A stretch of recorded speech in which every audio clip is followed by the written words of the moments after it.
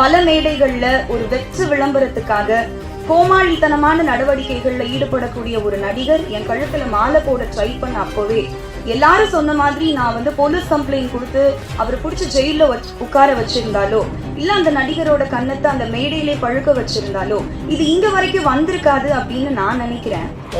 இல்ல நான் இந்த இடத்துல ஒரு விஷயம் சொல்லணும்னு நினைக்கிறேன். இப்போ நிறைய பேர் நினைக்கிறான் என்னவோ அப்படி போட்டுனா அப்படி வந்து நிற்கிறானடா அப்படின்னு. அதை பற்றிலாம் நான் எதுவும் கவலைப்படலைங்க. ஏன்னா கூல் சுரேஷ் இருக்கிற இடம் எப்பவுமே ஒரு ஒரு ஒரு கலகலப்போடு தான் இருக்கணும். செந்தமிழர் அண்ணன் சீமான் அவர்கள் இருக்காங்க. அவர் சொன்ன வார்த்தையை தான் இப்போ நான் சொல்கிறேன். வேர்க்காமல் விளையாட முடியாது, விமர்சனம் இல்லாமல் வளர முடியாது.